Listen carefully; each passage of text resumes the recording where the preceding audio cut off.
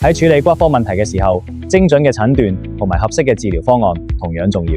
深圳和正醫院骨科治療為你提供專業的服務。喺診斷方面，我哋配備咗先進嘅 3T 磁力共振掃描 MRI 系統，比起傳統設備，3T MRI 擁有更高嘅解析度，可以清晰呈現關節、韌帶同埋軟組織嘅微細病變，幫醫生喺手術前做好最精準嘅評估，確保治療方案萬無一失。